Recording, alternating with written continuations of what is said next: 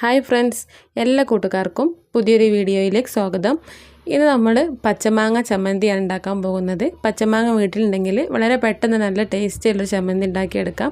അപ്പോൾ നമുക്കത് എങ്ങനെ ഉണ്ടാക്കാൻ നോക്കാം. അതിനായിട്ടൊരു ചട്ടി അടുപ്പത്ത് വെച്ചിട്ടുണ്ട്.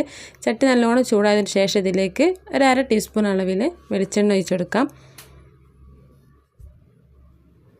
എണ്ണ ചൂടായി കിട്ടിയാൽ ഇതിലേക്ക് വറ്റൽമുളക് ഇട്ടെടുക്കാം. ഞാനിവിടെ 2 വറ്റൽമുളക് കീറിയിട്ട് ഇട്ടെടുക്കുന്നുണ്ട്. ഇത് അത്യാവശ്യം എരിവുള്ള വറ്റൽമുളക് ആയതുകൊണ്ട് മാത്രം 2 ഇട്ടെടുത്തത്. എരിവില്ലാത്ത മുളകാണെന്നുണ്ടെങ്കിൽ 4 or 5 വറ്റൽമുളക് ഇട്ടെടുക്കാം. ഇനി വേണ്ടത് ചെറിയുള്ളിയാണ്. അപ്പോൾ ഞാനിവിടെ 7 ചെറിയുള്ളി എടുത്തിട്ടുണ്ട്. നടുവൊന്ന് കട്ട് ചെയ്തെടുത്തതാണ്. നന്നായിട്ടൊന്ന് എണ്ണയിലിട്ടൊന്ന് വഴറ്റി കൊടുക്കണം. കുറേ സമയം വെച്ചിട്ട് വേവിച്ചെടുക്കേണ്ട ആവശ്യമില്ല. കുറച്ച് നേരം ഒന്ന് വഴറ്റിയെടുത്തിട്ട് ഒന്ന് കളറ് മാറി കിട്ടണം. ഉള്ളിയുടെ കളറ് ചെറുതായിട്ടൊന്ന് മാറി കിട്ടിയാൽ മാത്രം മതി. അപ്പോൾ അത് റെഡി ആയിട്ടുണ്ട്. നമുക്ക് കോരി മാറ്റാം.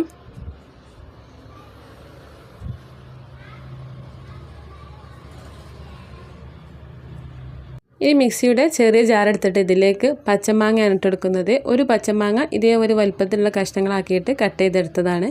അത് മിക്സിയുടെ ജാറിലേക്ക് ഇട്ടെടുക്കാം. ഇത് നമ്മൾ നേരത്തെ വറുത്ത് മാറ്റി വെച്ചിട്ടുള്ള മിക്സ് ഇതിലേക്ക് ഇട്ടെടുക്കാം. ഇനി ചെറിയൊരു കഷ്ണം ഇഞ്ചി കട്ട് ചെയ്തിട്ടെടുത്തിട്ടുണ്ട്. കുറച്ച് കറിവേപ്പിലയും കൂടി ഇട്ടെടുക്കാം. ഇതൊന്ന് ക്രഷ് ചെയ്തെടുത്തിട്ട് വരാം. അരച്ചെടുക്കേണ്ട ആവശ്യമില്ല, ഒന്ന് ക്രഷ് ചെയ്തെടുത്താൽ മതി. അപ്പോൾ ഇതാ ഒതുക്കിയെടുത്തിട്ടുണ്ട്. ഇതേപോലെ നല്ല മരയാതെ വേണം കിട്ടാനായിട്ട്. ഇതിൽ നമ്മൾ വെള്ളമൊന്നും ചേർത്തിട്ടില്ല, മാങ്ങ അടിച്ചപ്പോൾ എടുത്തിട്ടുള്ള വെള്ളമാണ്. ഇനി ഇതിലേക്ക് തേങ്ങ വേണം. 1/2 കപ്പ് അളവിൽ തേങ്ങ ചിരകി എടുത്തതാണ്. അതിലേക്ക് ഇട്ടെടുക്കാം.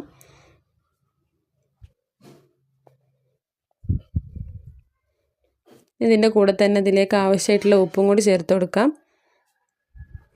ഈ 1 ടീസ്പൂണ് പച്ച വെളിച്ചെണ്ണയാണ് ഒഴിച്ചു കൊടുത്തിട്ടുള്ളത്. അപ്പോൾ ഇതാ എല്ലാം കൂട്ടി അരച്ചെടുത്തിട്ടുണ്ട്.